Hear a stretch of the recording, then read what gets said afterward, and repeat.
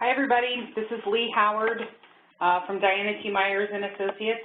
I'm joined today by Christy Rubinstein. Many of you are used to many years of hearing this webinar, our annual NOFA webinar with me and Barbara Hodis, who is out on vacation at the moment. So Christy, who some of you have met, some of you have not, has been working with you guys sort of on a more behind the scenes in some cases.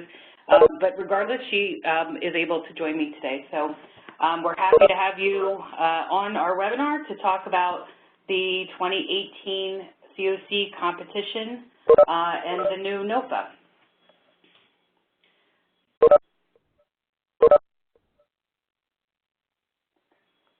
So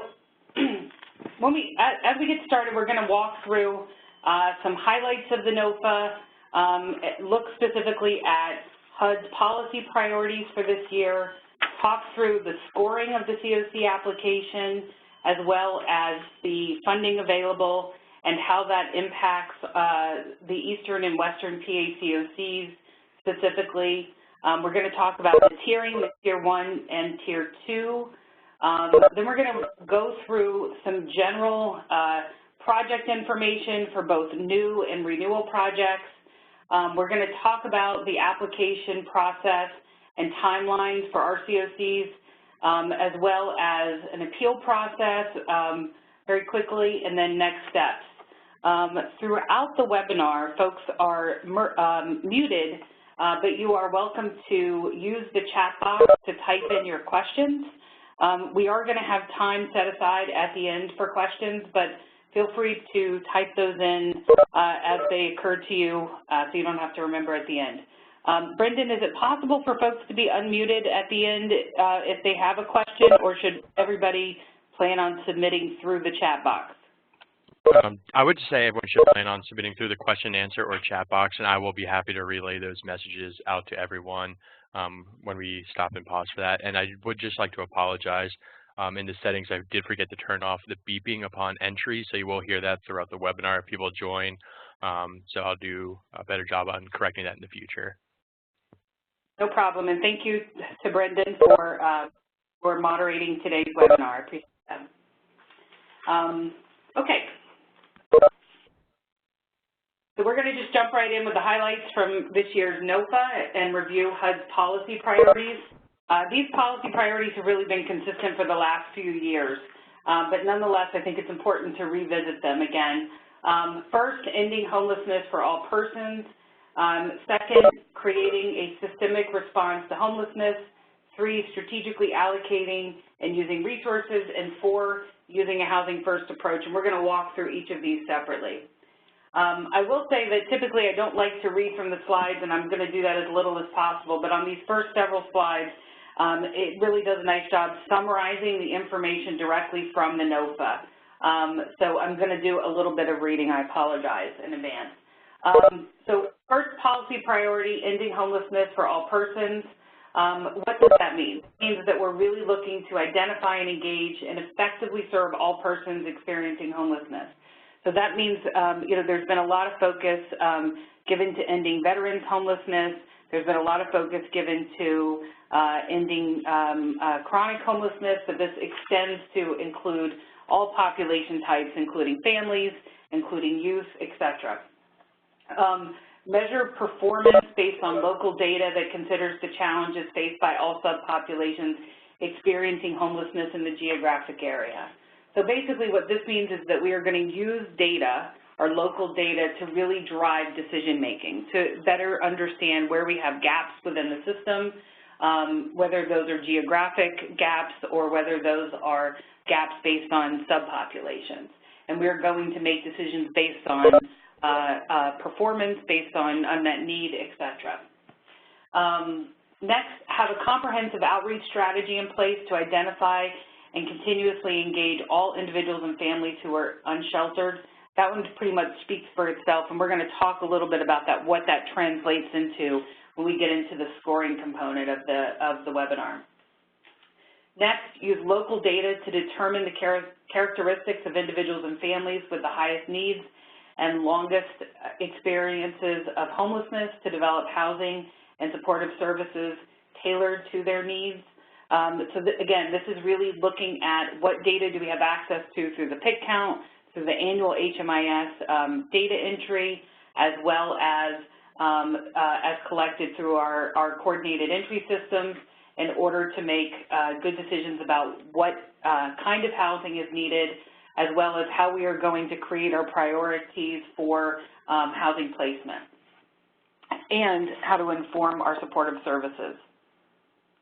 Next, using the reallocation process to create new projects that improve the CoC's overall performance and better respond to their needs. So this one we're going to talk a little bit about in a few upcoming slides, but this is something that folks have gotten used to over the last several years, the use of the reallocation process.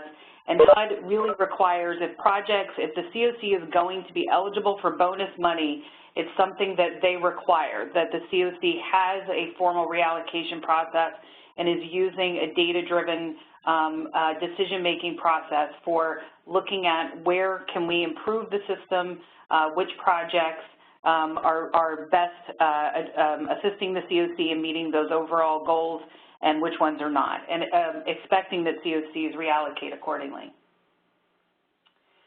Second, HUD policy priority described in the NOFA, creating a systemic approach to homelessness.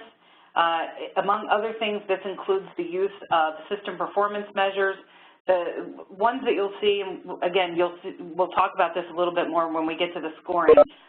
Three main SPMs that HUD is really looking at very closely, and this is reflected in the scoring, are the average length of homeless episodes, the rates of return to homelessness, and rates of exit to permanent housing destinations. So on this slide, what we've provided here is just a very quick summary of which direction the data went for both the East and the West. So the East is shown at the top in blue. As you can see there was an increase in the length of time individuals were experiencing homelessness. That would be in emergency shelter programs and transitional housing programs, which increased to 140 days during the last system performance measuring period, which is October 1st to September 30th. Next, the rate of return to homelessness within 12 months. There was an increase by 4% to 9%, and then also rates of exit to permanent housing. I'm happy to say that increased from 53 to 54%. Similarly, for the West, the same three measures provided there. The average length of homelessness increased by 1 day. This includes, for the West specifically, emergency shelter, safe haven programs, and transitional housing programs. SH is indicated both on the East and the West, but there are no formal safe haven programs in the East, which is why I didn't include that in my talking points there. Next, the rate of return to homelessness within 12 months. Good news, there was a reduction of 2%. And then for the rates of exit to permanent housing, also good news, an increase of 2% to 65% there. In addition to looking at the SPMs, when we talk about creating a systemic approach, HUD is absolutely also talking about the use of coordinated entry and wanting to ensure that process promotes choice for individuals experiencing homelessness, and that it includes coordinated services and housing supports. In addition to that, ensuring that people experiencing homelessness receive assistance quickly and make homeless assistance open, inclusive, and transparent, meaning that folks who are accepted into programs, it is clear about the prioritization process and the selection process for how individuals are being placed in available units. Third, strategically allocating and using resources. This gets into the youth cost performance and outcome data to improve how resources are utilized to ending homelessness, maximizing the use of mainstream and other community-based resources, developing partnerships with housing authorities, as well as reviewing projects to ensure that they are cost effective. This is something that we implemented last year for the first time, is to look at cost effectiveness, and that will be something that continues this year as well. And the final HUD policy priority is the use of a housing first approach. HUD is looking to ensure that projects receiving CoC funding, but also the CoC as a system, is prioritizing rapid placement and stabilization in permanent housing, that access to housing does not include service participation requirements or preconditions, that CoC-funded programs are helping individuals and families move quickly into permanent housing. And by doing that, the expectation is that these types of approaches, this housing first approach, will reduce the length of time people are experiencing homelessness. HUD has also found that in order to do this effectively, it is really imperative that there's a process to engage landlords and property owners to remove barriers to entry and adopt client-centered service methods. So how does all of that translate into the actual scoring of the application? As in similar years, the application is based on a 200-point scale, and we're going to quickly go over each of these sections here. CoC Coordination and Engagement is 48 points, Project Capacity Review and Ranking 29, HMIS 13, PIC Count 6, System Performance 56, Performance and Strategic Planning 48. And what I would just point out here is to say that over the last several years, those two categories, system performance and strategic planning, have been increasing year over year. They were previously just under 100 points, then they were right at 100 points, and now we have a situation where they're exceeding 100, or more than half of the total points available. The point I'm making here is that each year, year over year, HUD is further incentivizing and prioritizing actual performance as they look at scoring the CoC's application. There's also the ability to receive bonus points through CoC mergers, but that's not something that is eligible for our CoCs. Okay, so just to quickly walk through each of these, and I'm going to do this somewhat quickly. I will tell you this is spelled out in far more detail within the NOFA if you're interested. If you have questions, you can, of course, post those in the chat box. But I'm going to go through this very quickly because we're going to begin to discuss the project level information, which is what I know a lot of you are very interested in hearing about. That being said, I think it's just very helpful for us and for you to have some form of understanding as to what HUD is looking at in order to score the full CoC application. As you know, the CoC score is very relevant to the receipt of Tier 2 projects, and as well as this year a DB bonus opportunity, which we're going to get into in just a couple minutes.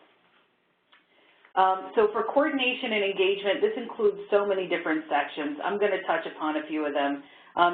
Things that HUD is looking for is really trying to ensure that the CoC has an inclusive structure and participation from a wide range of stakeholders, that the leadership is diverse, that there are transparent decision-making processes in place, et cetera. In addition to that, they're looking to ensure that we are coordinated well with other funding, recognizing that the amount of money that's available through the CoC is not going to end homelessness alone. How are we coordinating with our federal, state, local, and philanthropic organizations to further our efforts? This includes, among other funding sources, specifically questions around the CoC's consulting with ESG recipients on the plan for allocating ESG funding and reporting on and evaluating the performance of ESG recipients, subrecipients. Something that has a lot more emphasis and questions associated this year is addressing the needs of victims of domestic violence and dating violence, sexual assault, and stalking. Among other things, HUD is really looking to ensure that victim service providers are voting members of the CoC, that annual training is provided to CoC providers, and individuals who are operating the CoC's coordinated entry system to ensure that best practices are in place and that the coordinated entry system includes protocols specific for DV. Again, I'm not going to go through each of these, but a couple that you may not be as familiar with, addressing the needs of LGBT individuals. This includes ensuring that if there are LGBT serving organizations or advocacy groups within the CoC, that they are included in the CoC's membership, as well as an anti-discrimination policy within the CoC, and that training is conducted annually around the equal access rules of HUD. You may remember that there was a training last year on that, and that is something that we will need to, again, update for this year as well. Housing authorities, we're looking at a situation where we've got admission preferences. That's really what HUD is looking for, that housing authorities within our CoCs have admission preferences, and this is a tremendously high goal, but they're really looking, in order to receive all 5 of those points, that at least 20% of new admissions were homeless at the time of admission. The only other specific area I want to speak to on this particular slide is something that's brand new to the application this year, which is addressing racial disparities in homelessness. This is not something that the CoC has been asked about in the past, but it is something that HUD and others like the National Alliance have really been speaking about over the last year or so. And what HUD is really looking for is to determine if the CoC has assessed whether there are racial disparities in the provision or outcome of homeless assistance, and if present, how will those disparities be resolved. If you were on the webinar yesterday from the U.S. Interagency Council on Homelessness, you may have heard that the rate of participation of individuals, non-white individuals within the homeless system is across the country around 40%. And looking at the data for the Eastern and Western PA CoCs, it's not as high, but there is a discrepancy. Throughout our CoCs, about 90% of the population is white, with 10% non-white. Within our homeless system, if you look specifically at the PIT data, which includes race and ethnicity, the percentage is about 75% white, 25% non-white.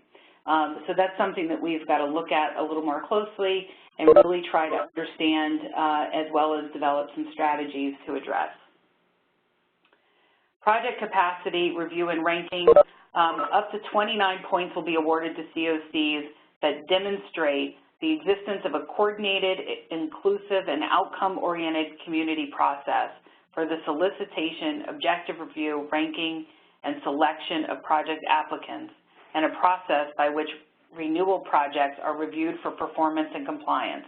So why did I just read this slide? Why do we have all these rules? Because I know that that is something that many of you pay very close attention to, is the ranking and review process and the project selection process. So we wanted to make sure folks understand really sort of the motivation of the funding committee, the directives that they're given by HUD, as well as the 2 Eastern and Western PA CoC governing boards. And really what HUD is expecting, and up to 18 points are available in this category, to ensure that we have objective criteria and we're looking at actual performance-related data in terms of determining how to rank projects. This includes objective data like cost effectiveness, like whether or not your outcomes are improving system performance, and we also have to show the inclusion of specific methods for evaluating projects submitted by victim service providers. So the point there is that if we use HMIS data to inform ranking, that we have to have other methods for collecting that data from victim service providers. Specifically, an additional 4 points is awarded based on our evaluation of severity of need. This includes identifying specific needs and vulnerabilities and wanting to ensure that projects that are serving very high need folks are evaluated accordingly. And finally, reallocation of projects. Again, this is one of those things that says it's worth 4 points, but more than that, HUD is looking to ensure that we have the existence of a reallocation process, that the CoC is making hard decisions in order to prioritize progress and prioritize system performance above the needs of providers, frankly. And this is something that is important enough to HUD, as I already stated, that without adequate reallocation considerations, the CoC will not be eligible for bonus projects. This goes on to just describe, and I'm not going to read all this, but this is just so that you all have this information. And the slides are going to be distributed. We will ensure that they're posted to the workplace, to the CoC website, and everybody who's on today's webinar receives a copy. But this is really just to sort of make you aware of the various transparency-related requirements that HUD imposes on the CoC. That includes deadlines for receiving applications from you, from indicating whether or not your application has been accepted or rejected, as well as posting the full application publicly. Next section is HMIS bed coverage. I don't want to spend too much time on this. There's a lot of other sections, and this one is pretty straightforward. HMIS in general is worth 13 points. The big thing I wanted to highlight there is bed coverage. HUD is looking for 85% of bed coverage to receive all 6 points. In both the East and the West, we are far below that, especially for emergency shelter programs. So that's something that we really have to continue to discuss and work on in the future. The PIC count, 6 points. Really, these points are associated with, did we conduct a count, was the data submitted on time, and were we effective in identifying and including youth. For each of these system performance measures that are listed here, all the bullets except the last one there, HMIS system performance measures, which is just to make sure that you did in fact submit by the deadline. Each of these is really looking at a combination of two things. One is the actual number, the outcome, which we report to HUD, and then secondly, what the CoC has done and what the strategies will be to continue to increase performance. As you can see here, I mentioned already that the top three that they're really focusing on, you can see based on the weighting of the points here, but reducing the number of homeless individuals and families, reducing the length of time folks are experiencing homelessness, and ensuring that folks are successfully placed in permanent housing and retain permanent housing. And the last section I really want to talk about is the performance and strategic planning. This is worth 12 points, and there's a number of sort of sub-bullets to this that, for the sake of time, I'm not going to walk through. But as you can see here, what HUD is really looking for are how did you do? What was, again, continuing with the theme from the previous slide, what was the outcome in terms of reducing these various population groups, chronic homelessness, family homelessness, youth homelessness, and veterans homelessness? How did you do over the last, since the last application was submitted, and what are your strategies to continue to do even more? So with that, we're going to quickly go through the funding and tiering of projects. So if you have not yet checked out the NOFA, what it includes is that, again, we will be ranking projects and tiering projects using a Tier 1, Tier 2 approach.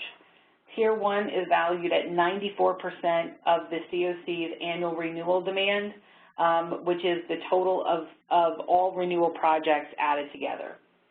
Tier 2 is the value, the 6% difference there of the annual renewal demand, plus the value of the permanent housing bonus, which is 6% of the final pro rata need, which, if you don't know what that means, don't worry, we're going to tell you what the actual amount is. For the sake of time, I'm not going to try to explain it, though. In addition to that, something that is new this year, which is very exciting, is that HUD is awarding nationally an additional $50 million in bonus projects specifically for survivors of domestic violence. And there's an amount that we'll review the amount that the East and West are eligible for. So similar to last year, Tier 2 projects will be competitively funded based on a maximum score of 100 points. So we just walked through, I just want to make a distinction here, we just walked through the 200 points that are available for the CoC application. What we're talking about here is how HUD will be scoring individual project applications that are ranked within Tier 2, okay? So those projects will be based proportionally on the CoC's score up to 50 points. So for example, if our CoC applications are as awesome as I know that they will be, and we receive all 200 points, then that means that the CoC score for that portion would be 50. If we only, for some crazy reason, only received 100 points, it means that the CoC score would be 25. You can insert any number of other scenarios on your own. Next, project ranking. So HUD has a wacky formula that they use that basically looks at, okay, there were 6 projects in Tier 2. This is how we are assigning a up to 40-point score for your project. And it's basically dependent upon if there is $1 million available in Tier 2, where your project fell within that $1 million.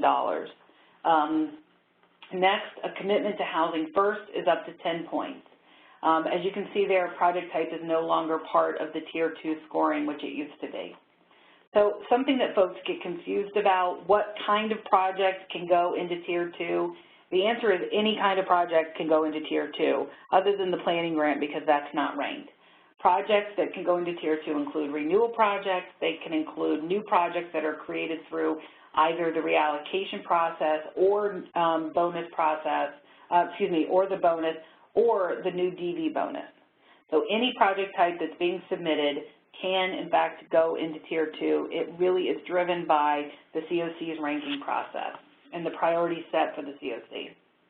So what does this mean for us? If you're in the East, you're on the left. The right is the West. The total amount of funding available is just under $14 million in the East and just under $11 million in the West. And we're looking at bonus amounts in the East of just under $700,000 and $549,000 in the West. No, I'm sorry, I read the wrong line. $731,000 for the bonus in the East, and I was correct in the amount for the West. We also have provided here the DV bonus amount. I just want to point out that while between East and West there's over $2 million that we're eligible to apply for, there's only $50 million being allocated throughout the country that are specific to the DV bonus dollars, which means that HUD likely will receive far more DV bonus requests than funding to provide. So that being said, like everything else, we really have to be very strategic about what the CoC's needs are and how we're going to put our best foot forward in order to successfully compete for those new dollars. So with that, I am going to turn things over to Christy, who's going to walk us through general project information. Hi, everybody. So the first thing I'm going to cover in terms of renewal project information on a general level is going to be consolidation. So this is new this year, and those of you with eligible renewal projects will have the ability to consolidate grants through eSNAPs. This could be really beneficial to projects for a few different reasons, and we'll discuss what eligible means in a moment. But for those of you who are considering this, it could help you if you have multiple grants to streamline the administrative burden related to managing those grants. It could also help you serve more households in the future if you have not fully drawn down the funds from having multiple grants, so you can kind of combine them and be able to serve more households. So those are just a couple of reasons why you might want to do this. What HUD is allowing is for agencies to consolidate 2 or more eligible renewal projects, but no more than 4 into one project application. So while you are limited to no more than 4 projects being consolidated into one grant, applicants can pursue multiple consolidations. So as an example, you can consolidate 4 projects into one grant and another 2 projects into another grant. Projects do have to have the same recipient, and it has to be for the same component, that's project type. So 2 PSHs into a PSH, 2 rapid rehousing into 1 rapid rehousing, and we'll talk about that a little more. The projects being combined during a grant consolidation will continue uninterrupted, and there is a formula to determine the time period during which the new consolidated project will run. We've actually got a question submitted to the AAQ to clarify the formula and provide those interested in consolidation with that information when we receive it, because it's a little, maybe less than 100% clear. So in terms of eligibility of the projects for consolidation, the NOFA specifically instructs recipients interested in consolidating grants to contact the local HUD field office to ensure that the projects that you want to consolidate are eligible. They have provided a list, and it's on this slide, of the reasons why a project would not be considered eligible and allowed to consolidate. So we're going to just say, if you are interested in consolidation and you haven't yet contacted the HUD field office, please do that as soon as possible.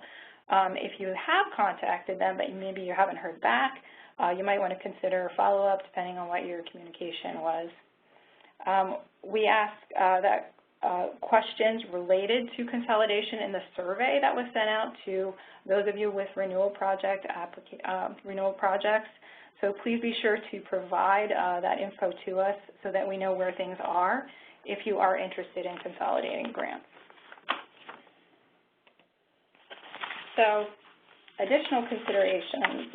Regarding the details of consolidating, just keep in mind that you are not allowed to make changes to the grants being consolidated. No changes to your budget line items or to the number of households served, beds, units, nothing on that of those types can be changed, and be sure that the projects are eligible. And some more things to be aware of. Going back to the first slide, the projects being consolidated have to be of the same component type. So all PSH or all rapid rehousing, for example. You cannot consolidate a transitional housing project and a rapid rehousing project to create a new joint component transitional housing and rapid rehousing project. They are not allowing that. Transition grants can't be consolidated. Also be aware that the individual projects must be ranked, and you're going to have to submit those. If the consolidation is not approved, the individual projects will be considered as they are ranked. So again, that Tier 1, Tier 2 thing would then apply. So in eSNAP, you will need to submit a separate renewal application for each of the projects for which you are seeking consolidation. Again, this is because HUD could reject the consolidation, so they need the individual applications to go back to in that case. You will also need to create a separate renewal application for the consolidated grant, and we'll get into the details of that when we discuss eSNAP tips later on. But there's some information on this slide, a link, which I provide multiple times throughout this PowerPoint. You'll be able to click on that, but there is a specific set of instructions for consolidating grants. Okay, so moving on to new projects.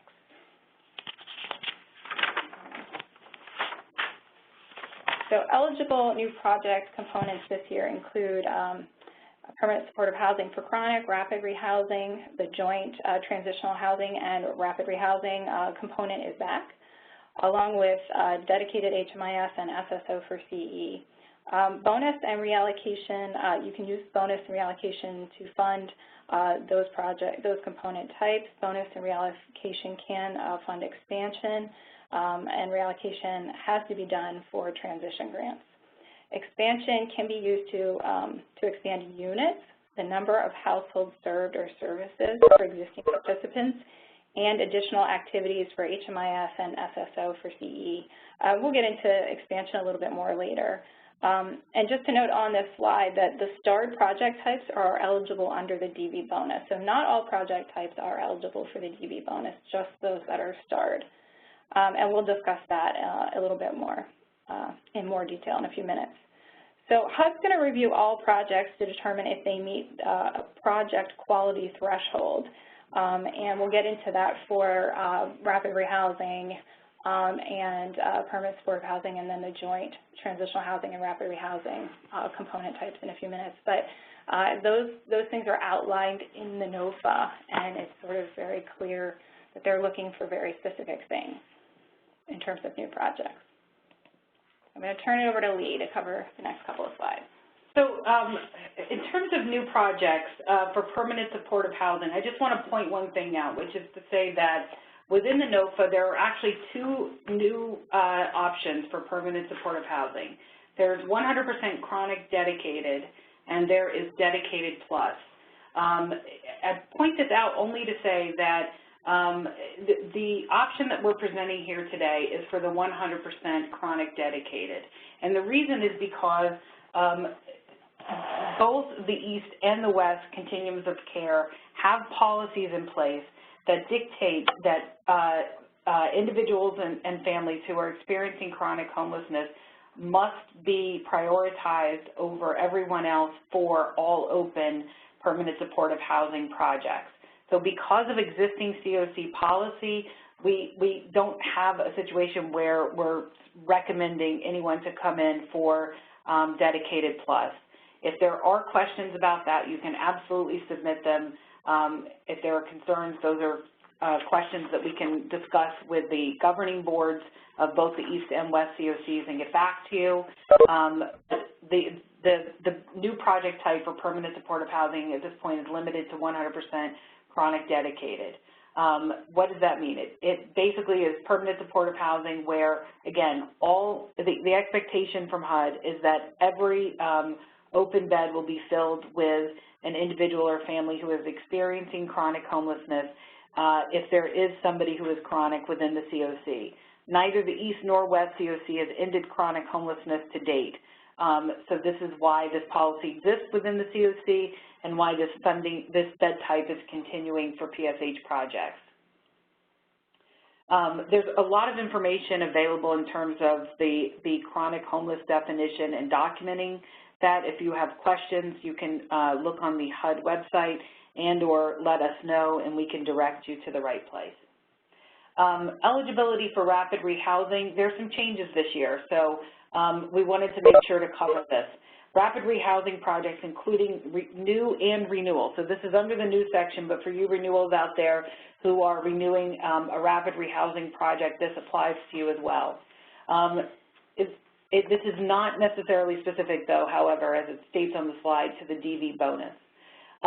So rapid rehousing projects can serve folks who are residing in a place not meant for human habitation and or residing in an emergency shelter coming from the streets directly. So that goes back to the literal homeless definition.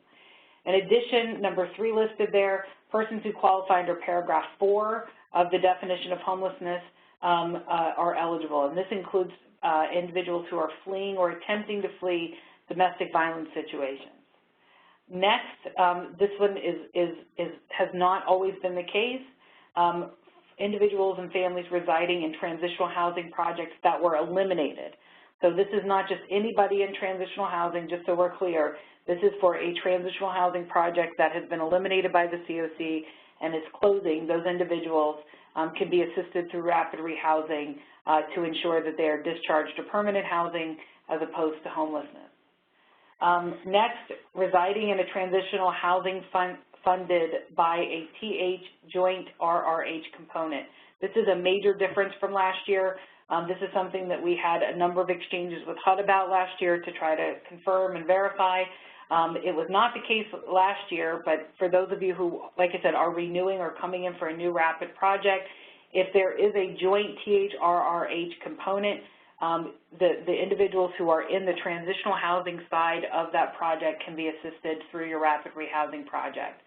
To date, there are only 2 that have been awarded. They're both in the East. One is with Valley Youth House, and the other is with Wayne County Human Services. But it's good to know so that if additional joint PH-RRH projects come in this year, you will know the rules around whether or not they're eligible for your program. And then finally, rapid rehousing projects are eligible to serve individuals receiving assistance through VA-funded homeless assistance programs that met one of the above criteria at intake. Okay, so Christy again, back. So the NOFA lays out a project quality threshold for each project type this year for new projects. And it basically states that they're going to be reviewing new projects to see if they can pass this threshold. So for the permanent housing project types, which are permanent supportive housing and rapid rehousing, new projects will be reviewed to determine if they meet the thresholds that are on this slide. And basically, it's really looking at HUD's looking for this type of housing, the type of housing, and whether it is appropriate to the needs of the participants, the type of services, whether, again, they are ensuring successful retention or helping to obtain permanent housing. Also, whether there is a plan for connecting participants to mainstream services, and whether participants are assisted in obtaining and retaining permanent housing.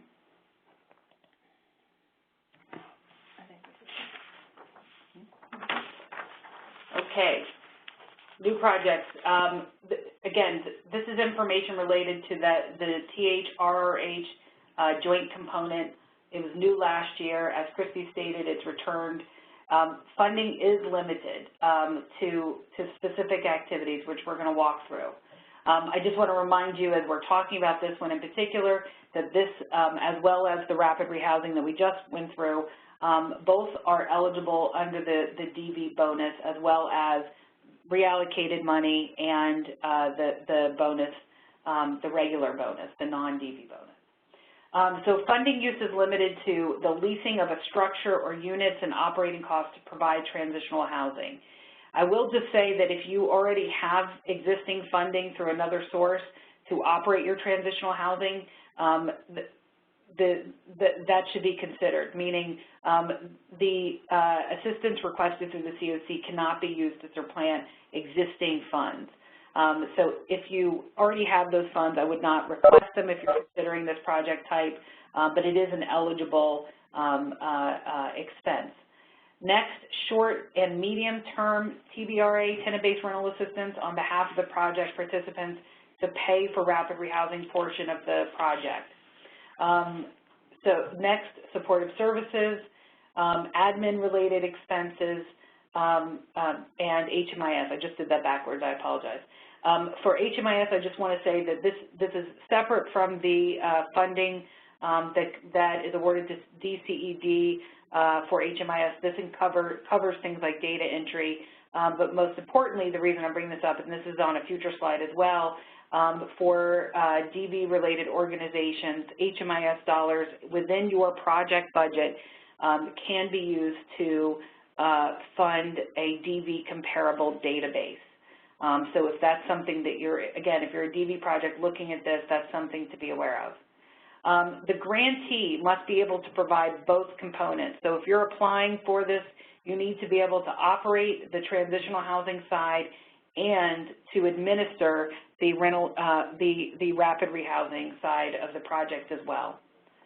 Participants may choose to receive only one of the components. So one of the major things that HUD talks about throughout the NOFA and other documents that have been relevant to the TH-RRH project type has been that upon entry, individuals need to be offered both transitional and rapid rehousing, and that the length of time in transitional, if they opt for that, is to be very limited. The idea is not for folks to be there for an extraordinary amount of time, but to be there long enough to either obtain, identify, and move into permanent housing, or if safety is an issue, until their safety needs have been addressed, and then identifying a permanent housing unit. In general, the types of projects that have been really closely deemed to be appropriate for the TH-RRH joint component have been specific around specific situations. That includes locations with a large number of people living in unsheltered locations. If you've got an unsheltered population, if you're lacking emergency shelter beds in order to be able to get folks in off the street, this could be a good method for doing that. You've got a site where you can bring them in immediately, and then rapid rehousing where hopefully you can help them move into permanent housing as quickly as possible. Next, in communities that lack safe crisis housing for people fleeing domestic violence, again, to address safety needs and to look for another permanent housing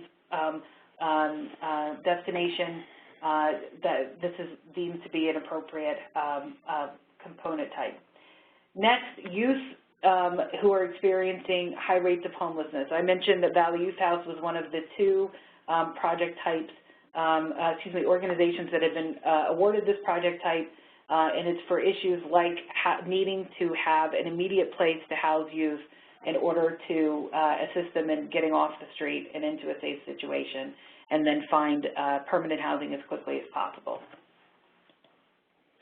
So just as with the permanent housing new project types, the same thing applies to the joint transitional housing and rapid rehousing new projects. They're going to have to meet a project quality threshold that the NOFA lays out.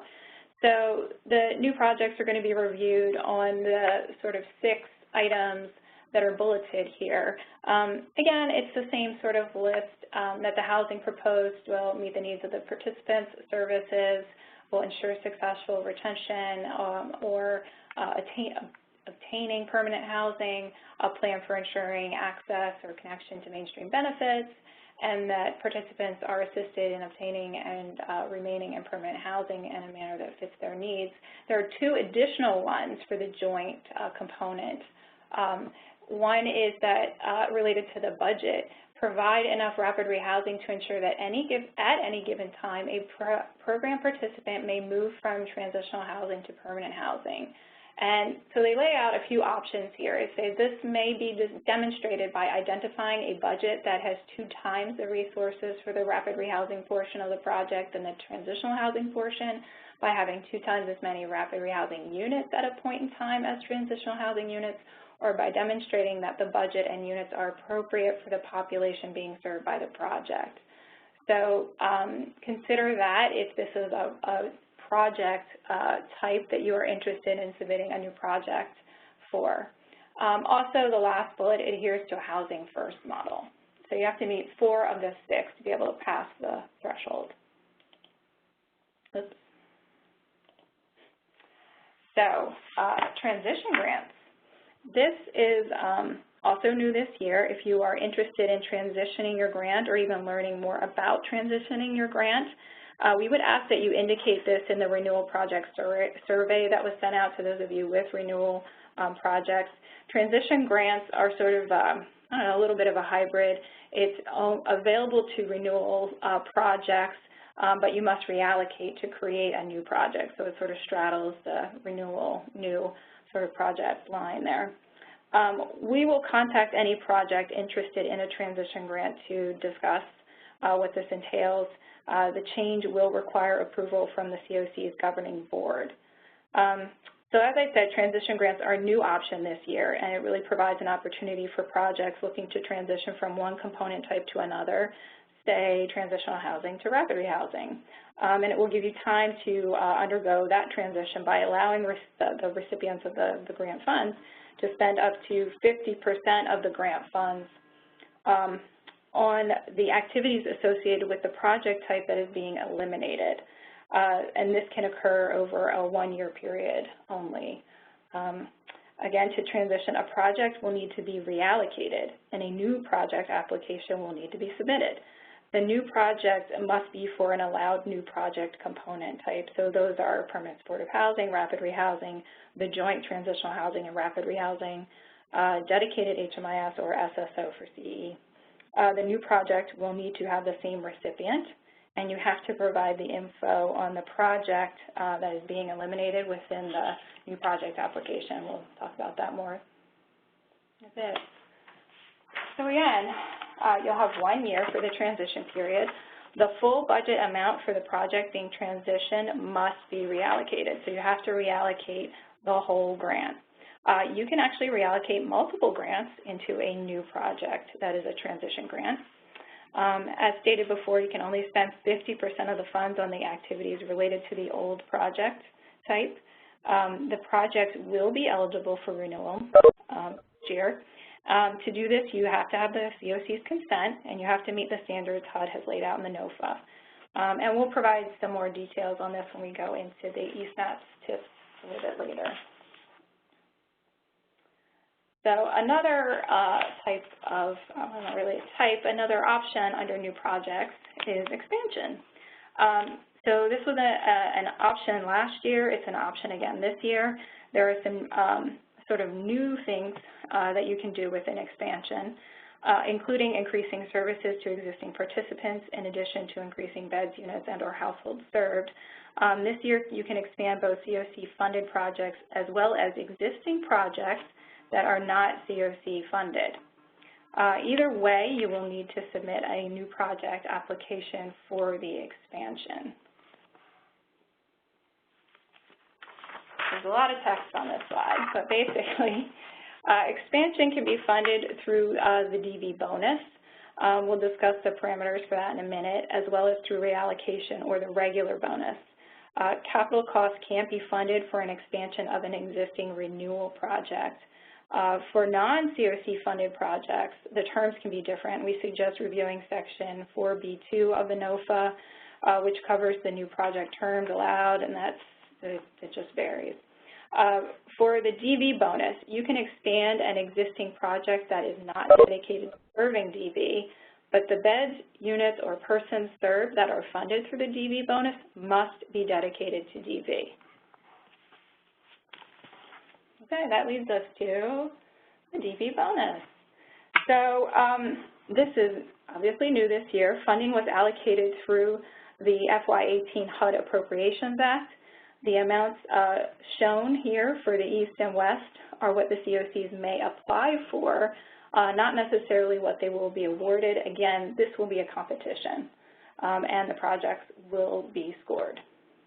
There are 3 project component types allowed, and that will be rapid rehousing, joint transitional housing, and rapid rehousing, and SSO for CE. And you can only do one of each of those.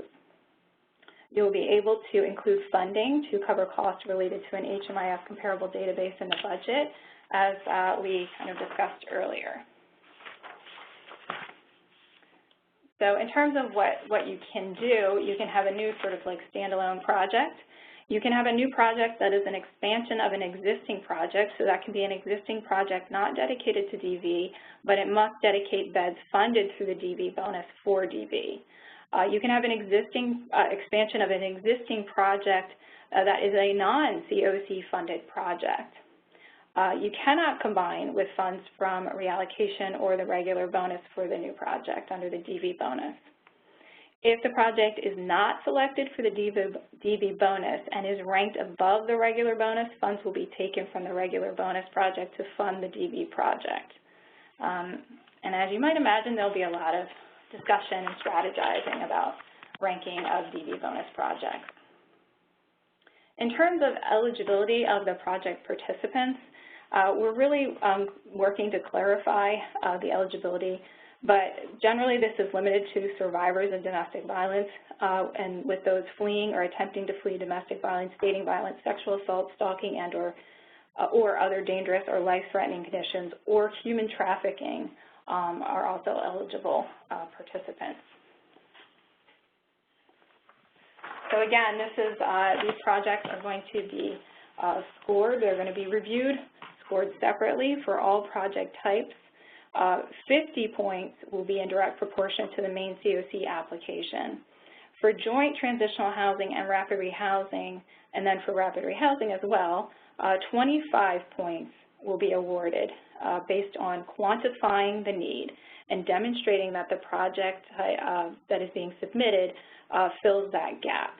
Another 25 points will be awarded based on the quality of the applicant and their capacity to serve survivors of domestic violence, house them, and meet safety outcomes.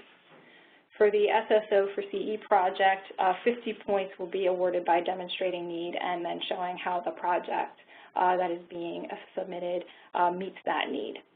As with other funding initiatives, we think it's possible that HUD may bring in those with expertise to help review. In this case, that would be expertise related to serving survivors of domestic violence. So with that, we're going to jump into application process and timelines, and Lee's going to take over. Okay. So if you are an existing renewal project and you have not yet completed the survey, this was sent out a couple of weeks, maybe a week and a half ago. The deadline that is scheduled for tomorrow. If for some reason you cannot get this completed till Monday, we will still accept your response, but it's imperative that you submit this as soon as possible. What the surveys are really looking for is to find out, are you planning on renewing your existing project?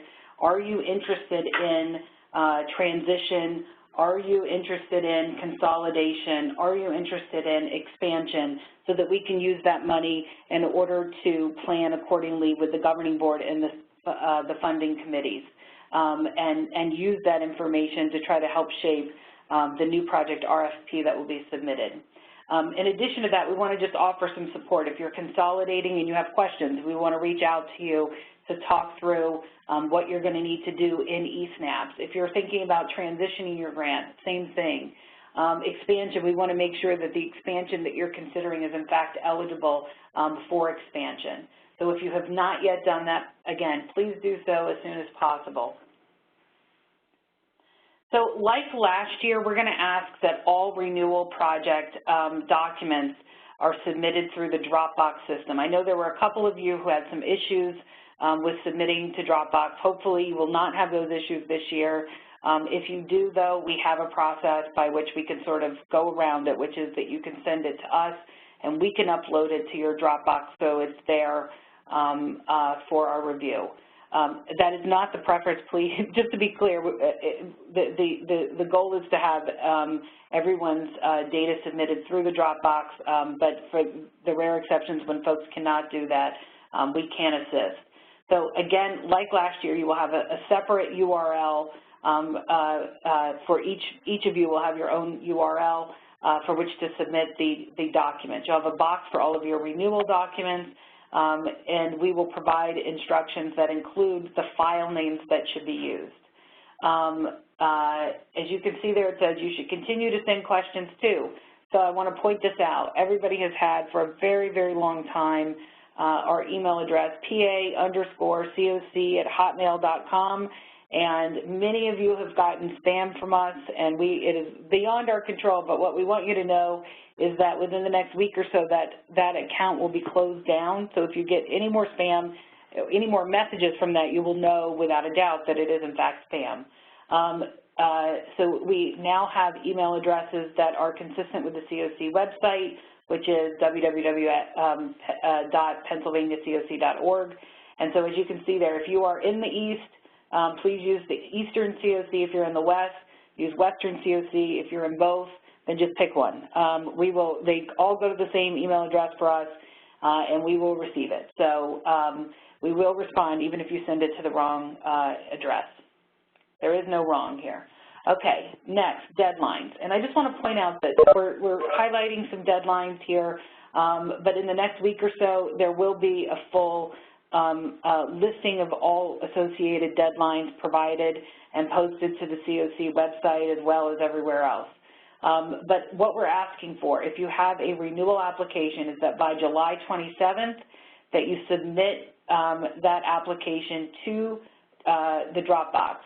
That would include a PDF of your project application exported from eSNAPs. Don't submit the application yet, please, because as many of you have seen over the years, sometimes it gets lost, or sometimes we have trouble releasing it back to you for edits, etc.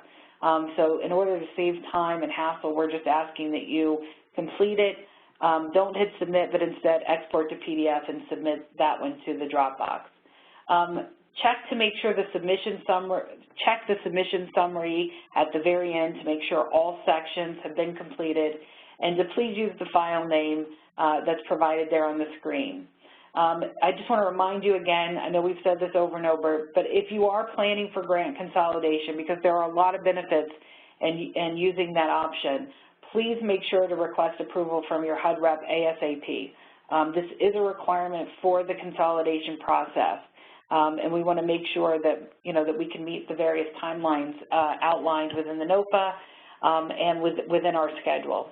I just want to clarify, though you're speaking with your HUD rep to see if your projects are eligible for consolidation, they're not going to give you some sort of approval letter or anything like that. A few people have submitted questions through the AAQ, and they've been posted to say there's no formal approval letter that's going to be required to be attached to the application.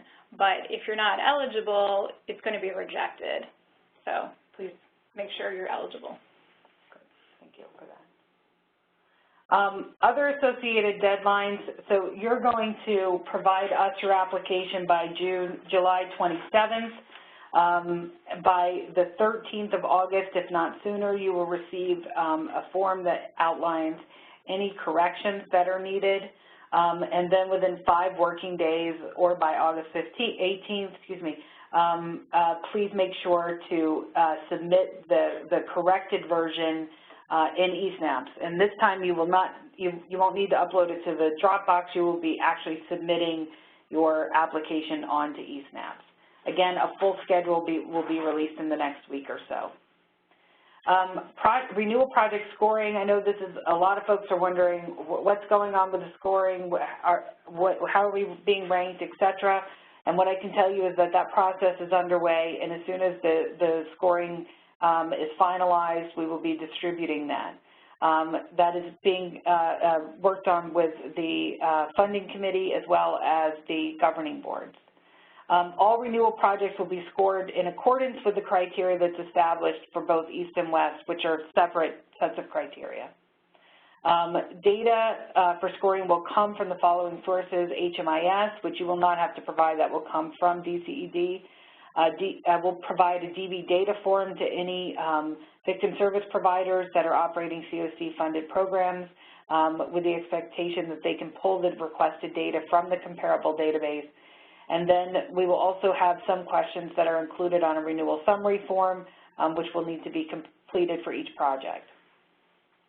In addition to that, the renewal summary form and DV APR will be submitted to us using the Dropbox. Again, all of this information and actual instructions will be provided once the ranking criteria is distributed with any associated deadlines. So there's no deadlines on the slide that indicate by when you need to send us anything, but know that that information will be coming out as quickly as possible. The information that you provide, along with data that's pulled with HMIS, will be inputted into the renewal ranking calculator. This is the same method that the COC has used for a number of years. Like last year and previous years, the data will be provided for your review. So if you remember previously, we have released the ranking calculator. You could see what the outcomes were for your program. If something did not seem right, you could go in, you could ask questions, you could go in to run a report on that data and identify where the issues are and correct it, et cetera. We will have a timeline associated with which those corrections need to be made, and then the calculator will be updated and the data will be considered final. Again, this is based on last year because the renewal ranking criteria has not been finalized yet for this year, but based on the information that was provided throughout this webinar today, and that's in the NOFA, it will most likely be tweaked from last year to ensure that we're continuing to incentivize performance, but the criteria will likely include details that are performance related, that are monitoring related, that are adherence to CoC policies and that incentivize CoC participation. The process and timelines for new projects, again, this will be provided on the full schedule that's released. But by August 1, you can expect to receive a solicitation for new project proposals to be distributed, okay? So within the RFP, we've told you that everything that is possible, the NOFA, the RFP will articulate what types of activities are priority, what the requirements will be for the CoC. So what that means is if you're going to apply for CoC funding, it will say something like you must use HMIS and or a comparable database, and there will also be a separate solicitation for the domestic violence bonus project. I want to emphasize what it says at the top of the screen, which is start planning now. The other thing is if you have any questions whatsoever, please reach out to us and talk it through. If you are not sure of the best way to structure your new project, but you're considering applying, please talk to us with your questions, because what happens is that if once those proposals are submitted to us on August 10th, there's a really quick turnaround for us to review those, to have meetings with the funding committees for the projects that are going to be selected, for that process to be completed, and for all of that to be approved by the governing board. As you can see, it's set that that will happen between August 10th and 13th, which is a very tight timeline. So if we, I'm sorry, August 10th and 23rd, my point is to say that if we have to contact you with questions related to your new project application, we're going to need a very quick response time from you. But please ask in advance so that minimizes the number of questions that we have in order to ensure that your project is being evaluated for what you are actually intending to accomplish. So again, the 10th, the proposals will be due to our office.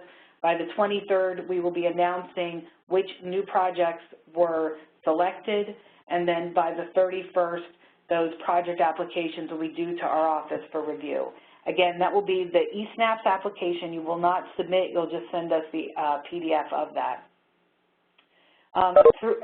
With the RFP, there will be a preliminary application that's provided, which we'll need you to submit.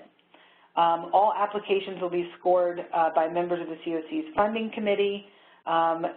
These recommendations will be provided to the governing board for final decision and approval.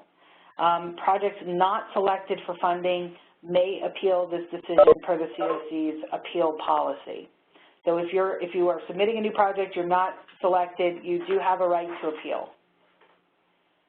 Speaking of appeals process, okay, so both the East and West CoCs have their own appeal policy in place, but I just want to make it clear that the CoC provides multiple opportunities for appeal. Specifically, renewal project applicants will have a period of time to review the ranking calculator and submit questions about the scoring and their outcomes. We already talked about that. If a question cannot be resolved, so many of the questions are submitted to our office and we work with you and we can address those issues. But if it's something that we say we cannot address, that it has to go to the funding committee or the governing board, we will forward those inquiries there.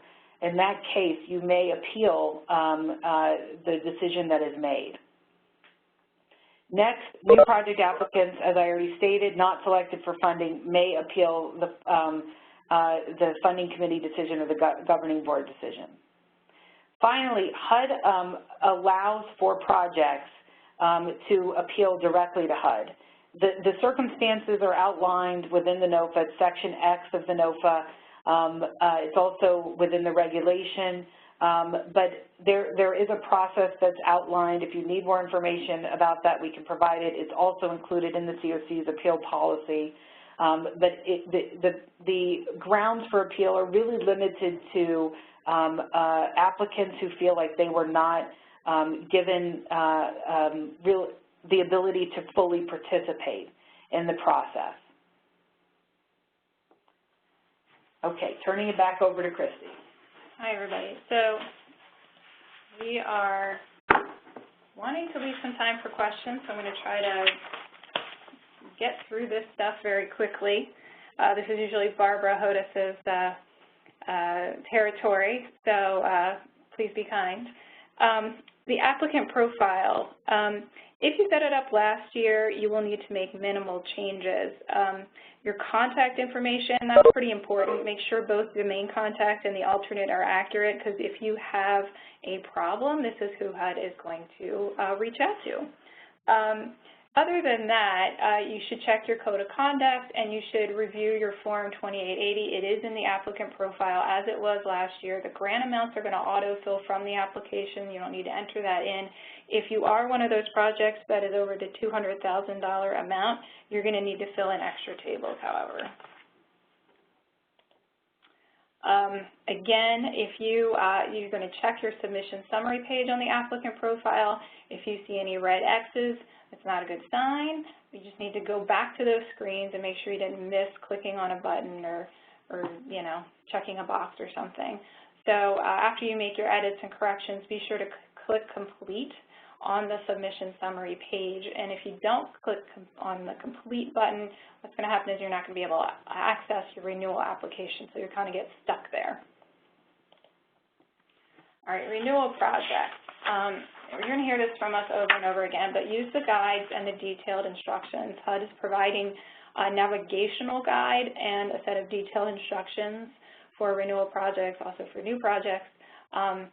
Use those. There's tons of information in there that will help guide you through the process of filling out your renewal project application.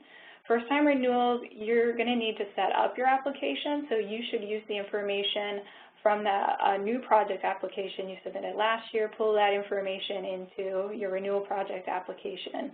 If you are a renewal that is not a first-time renewal, you should be able to import information from your prior application. The key here is if you have multiple projects, be sure to select the correct renewal. So on page 14 of the detailed instructions for the renewal project applications, there is a list of screens that you should review or update. So please read through that, because you can submit without changes this year. We'll go through that, but you should look at that list on page 14. And throughout the application, where you see an asterisk, you might want to take a look at that. Sometimes that's an indication that they're going to need you to provide a response, even if you select submit without changes. You're going to make sure, like, you have to submit, click on boxes to say, yes, I certify this or I certify that in various forms throughout the application. So in order for your application to be complete, you're going to have to do those things. On the match. So of note on the list of changes that are on the page 14 is related to screen 7A attachments. And there now seems to be a requirement for a memorandum of understanding or memorandum of agreement to be attached for in-kind match. We are submitting a question to the AAQ to clarify what this means, whether there is a difference between an MOU and an MOA is one question, and what needs to be included in that documentation. Also, match letters, again, not really referenced in the instructions, but based on previous years, we suggest you make sure your letters are updated and you have the right dates. I will just say that once we hear back from HUD for the question that was submitted, we will forward you that information, so stay tuned. Absolutely. So under renewal projects, again, you can submit without changes this year. And unlike last year, we are going to say this is something maybe you should consider doing. Submit without changes screen is at the end of the application. It is, not at the beginning of the list of screens. So you'll need to kind of like scroll down to find that screen. If you want to make any change to your application, you actually need to go and navigate to that Submit Without Changes screen, and you need to click on it, and you need to indicate where on question 2 that yes, no, you do not want to submit without changes.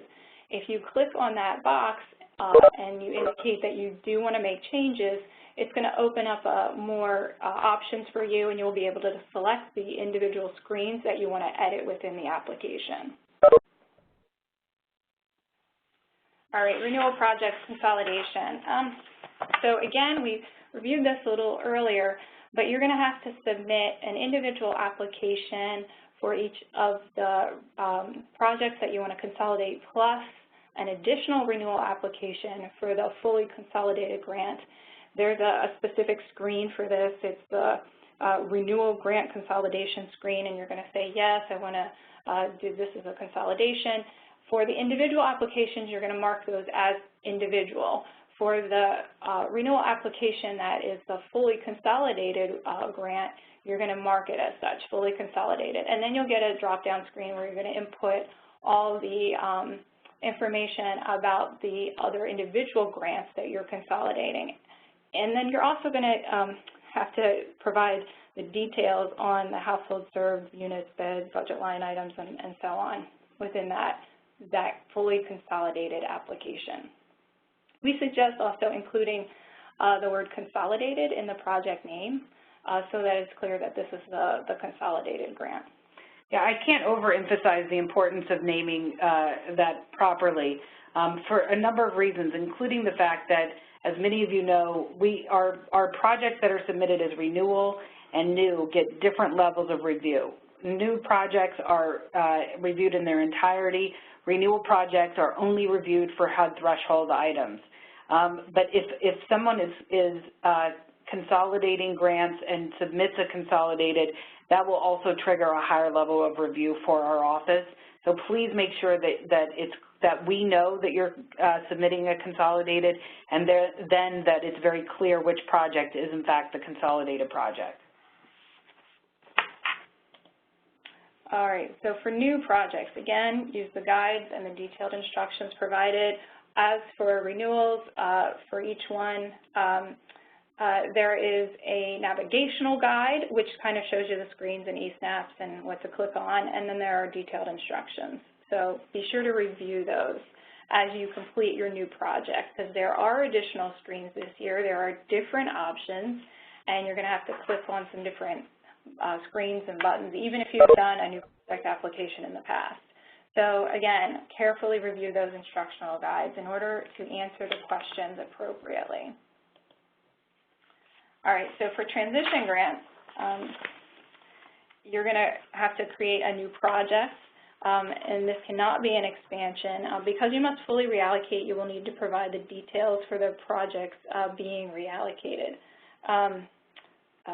So that means, like, you're going to input the transition grant. You're going to indicate, yes, it's a transition grant, and then it's going to open up some screens for you. The most important, we think, is really on this screen 3A, question 6B, if you are a transition grant, you're going to be asked to provide a description of how you're going to transition the project. This is really your only opportunity to describe how you're going to transition this project. There is nowhere else in this new project application where you're going to talk about that transition. So the detailed instructions say that the narrative should include these A, B, and C. So please be sure to review this and to make sure that the narrative you provide is responsive to these detailed instructions. And basically what they want to see is that you have a plan for how you're going to transition from the old expiring project type to this new project type.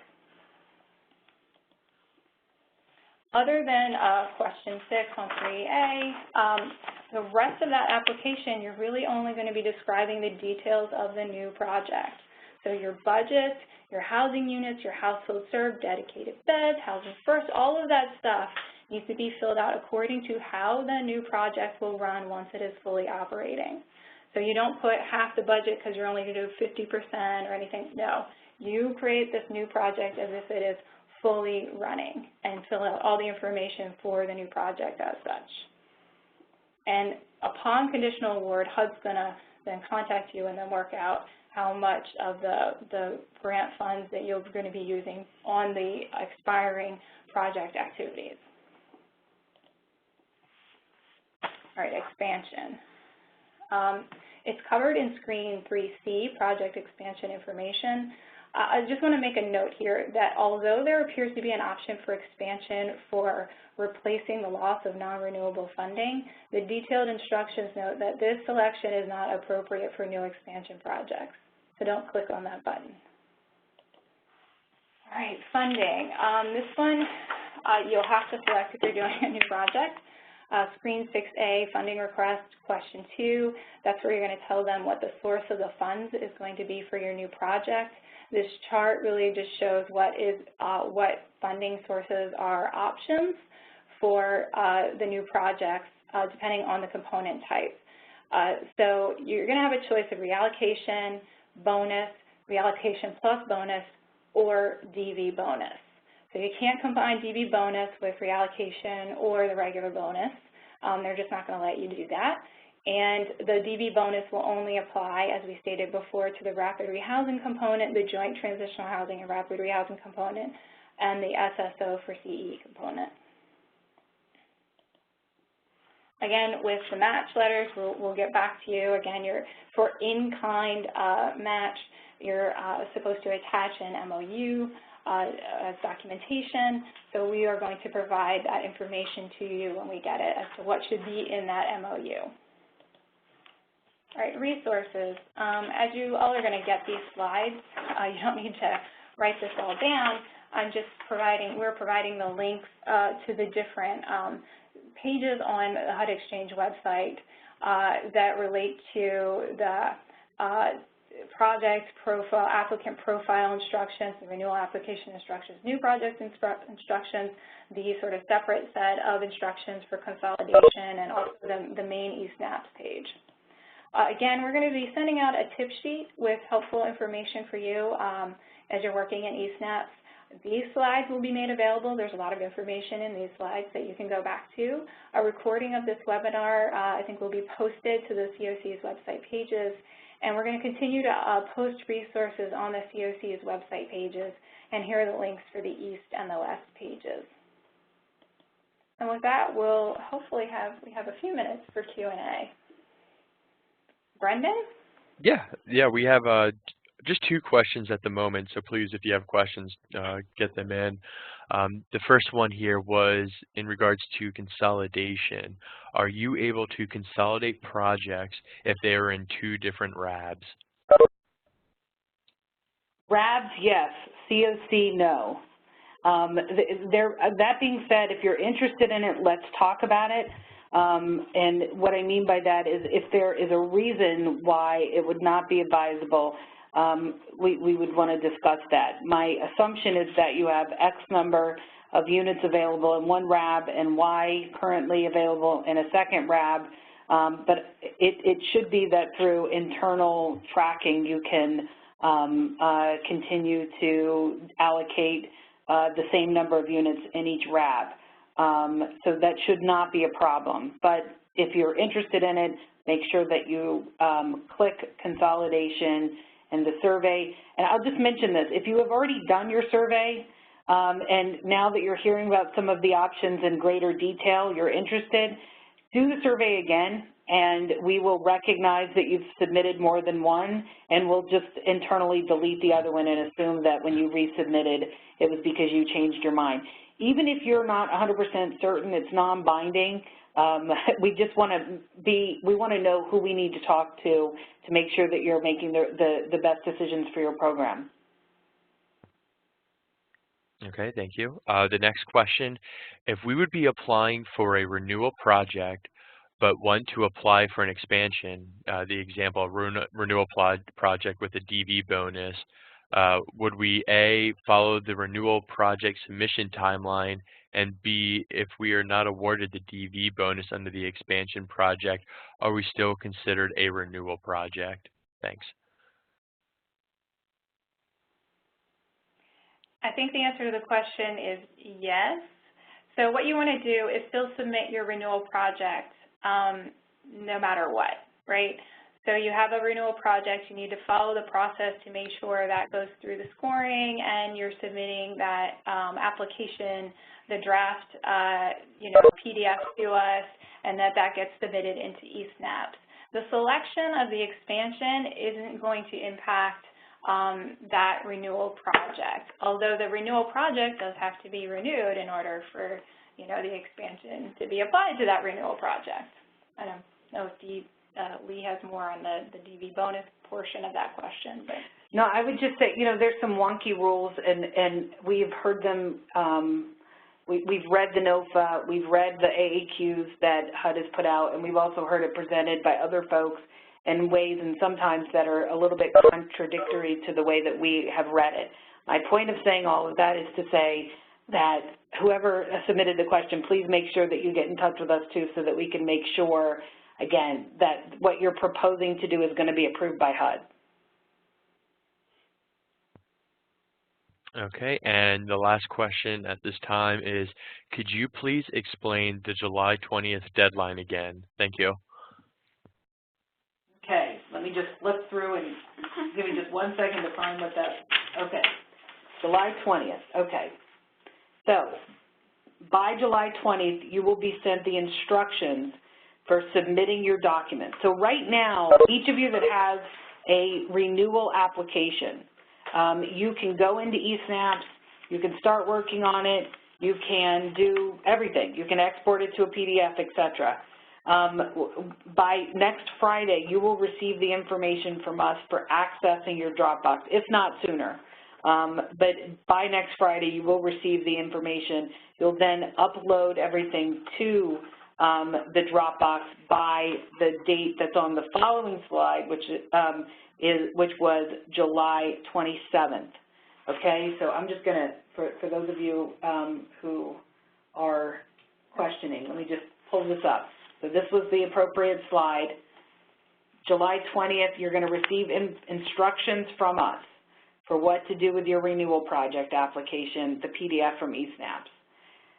Our expectation is that by July 27th, you will have completed the eSnaps and uploaded the application to us.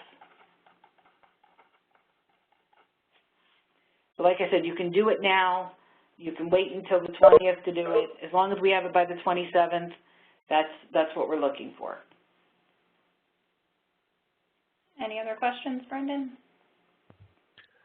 That's everything at this time. Okay. So if you have not submitted your, got a little carried away there. Oh, fabulous. Bear with me for just a moment, folks. I'm sorry. It's a lot of flags. It's a lot of flags. Time flies. Okay. So happy NOFA. Feel free to reach out to us with questions, noting there the new email addresses that we are using. Again, the PA_COC@hotmail.com. We are closing that account within the next week, so please send us the emails to these new addresses and not that email address. If you would like to speak with somebody, you can call Fern Cutler, and there's her phone number, and she will direct you to the most appropriate person here at DMA, depending on what your questions are. So we look forward to speaking with you all again soon, and over the next week to 10 days, you'll be receiving a number of different documents from our office with further instruction, with links to access your Dropbox, a schedule, etc., so that we're all on the same page. Thank you. Thank you, Christy and Lee. Thanks. Thanks for joining, everyone. Take care. Thanks, Brendan.